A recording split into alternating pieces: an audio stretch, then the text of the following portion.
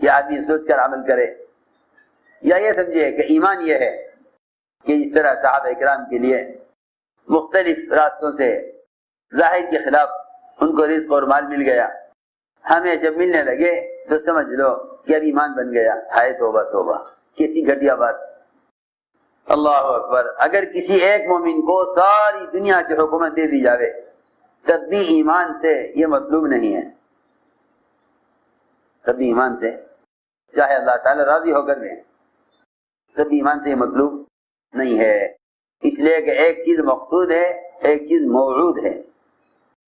مقصود ہر عمل سے اللہ کی رضا مقصود ہے، وہ راضی ہو کر اپنے فضل سے جنت میں داخل کر لیں، یہ ان کا فضل ہے،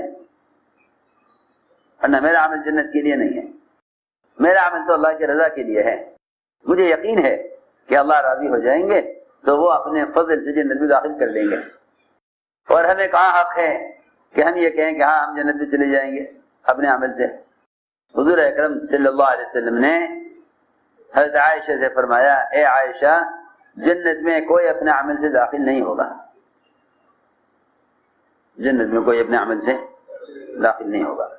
حضرت عائشہ یہ سمجھی کہ ہاں امت کے اعمال اس قابل کہاں ہیں کہ اپنے عمل سے جنت میں داخل ہوں۔ اللہ کرم فرما کر، رحم فرما کر، ان کے گناہوں سے درگزر کر کے اور ان کے عمل کی کوتاہیوں کو معاف کر کے اللہ ان کو جنت میں داخل کر لیں گے۔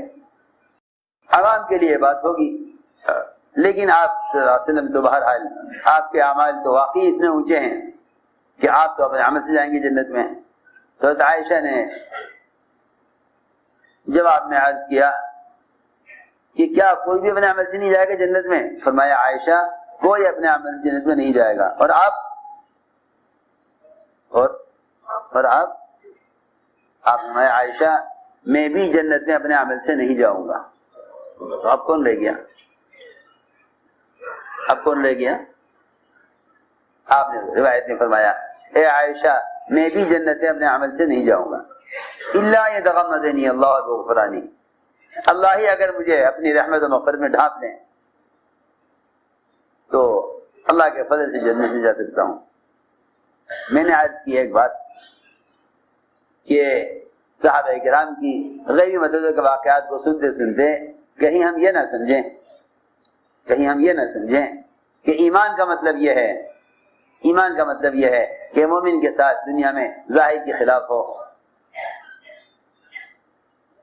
عجیب بات ہے، اللہ نے ایمان والوں کو جو فتوحات دی ہیں،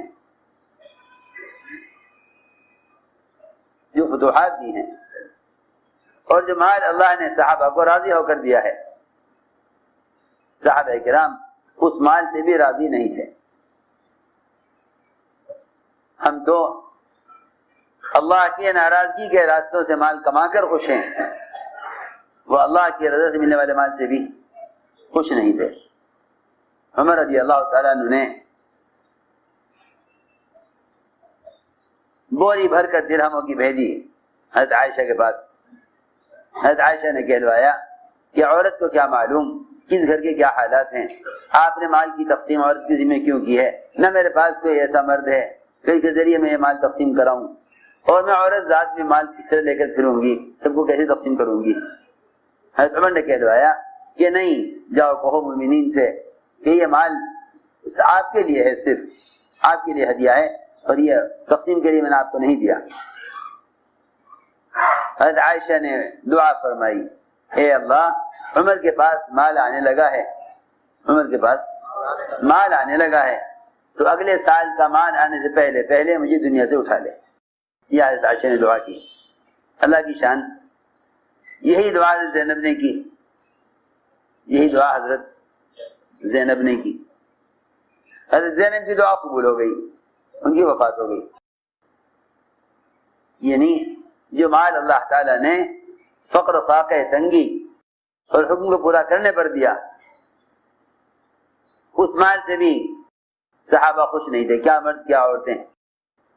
یہ نہیں کہ عمل کر کے مال مل جاوے تو آدمی خوش ہو جاوے، پھر اس میں اور مزدور میں کیا فرق رہ گیا؟ مزدور میں کیا فرق رہ گیا کہ تم نے عمل کیا، تمہیں تمہارے عمل کی مزدوری مل گئی۔ غور سے سنو، دین ناقص ہو جائے گا اگر یہ سوچ کر دین اختیار کیا کہ اس پر یہ مل جائے گا. کیونکہ جب آدمی کو اسباب سے نہیں ملے گا تو پھر دنیا کا تقاضے سے اعمال کی طرف لائے گا کہ عمل کرو تاکہ مل جائے. جب ملنا شروع ہو جائے گا تو پھر یہ مال اسے عمل سے غافل کر دے گا. صاحب فرمایا حدیث میں جب صحابہ سے آپ نے فرمایا کہ ایک زمانہ آنے والا ہے کہ ایک جوڑا صبح کو تیار پہننے کے لیے اور ایک پیالہ صبح شام تیار کھانے کا تمہیں ملے گا. صحابہ نے عرض کیا جلدی یہ زمانہ آ جاوے, جلدی سے زمانہ آ جاوے تاکہ ہم کپڑے وپڑے بنانے سے اور کھانے پکانے اور کمانے سے فارغ ہو جائیں, بس پھر دعوت کا کام کریں گے, دنیا سے فارغ ہو جائیں گے.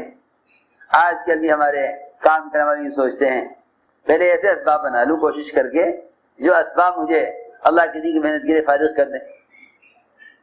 پہلے کوشش کرتے ہیں اسباب پر تاکہ ان اسباب کو اختیار کر کے دعوت کے کام کے لیے فارغ ہو جائیں. ایسی عجیب بات.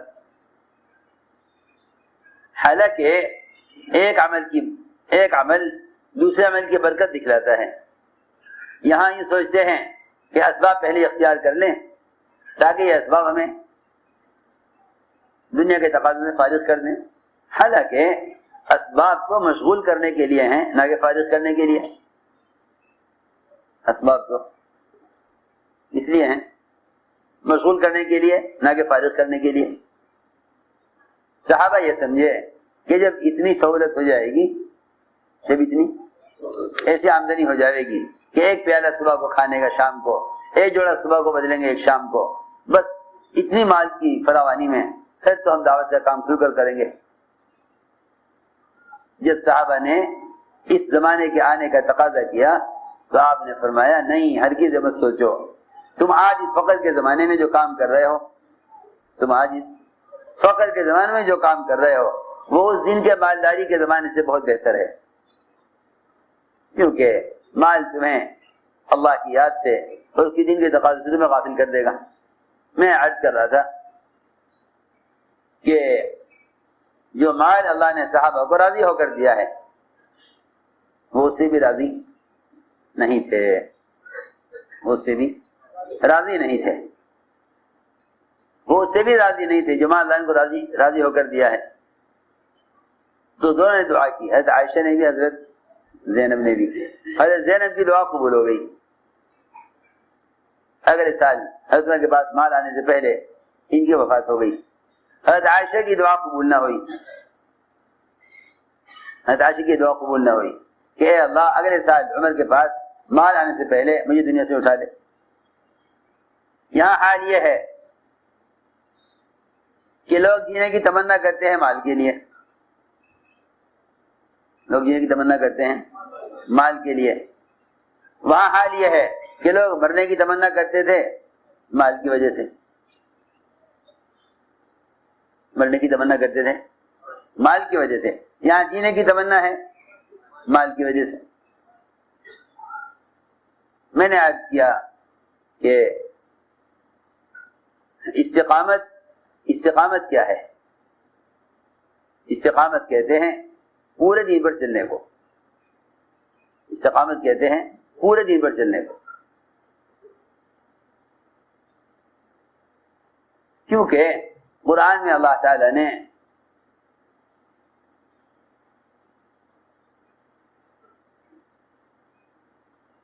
صراط مستقیم کی تفسیر کی ہے کہ سیدھا راستہ کیا ہے,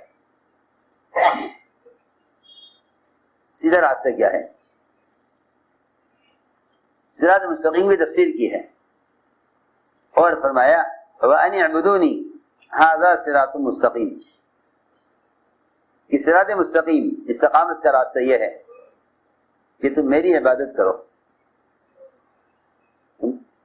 میری عبادت کرو. مسلمان یہ سمجھا اجتماعی طور پر کہ بھائی اس کا مطلب یہ ہے, اللہ فرما رہے ہیں میری عبادت کرو, کہ اس کا مطلب یہ ہے کہ مسلمان اللہ کے غیر کے سامنے نہ جھکے. سنو, مسلمان اللہ کے غیر کے سامنے نہ جھکے، یہ عبادت، کیونکہ عام طور سے لوگ عبادت نماز پڑھنے کو سمجھتے ہیں۔ اگر کوئی تجارت کر رہا ہے شریعت کے عین مطابق تو لوگ اس کو عبادت نہ سمجھیں گے،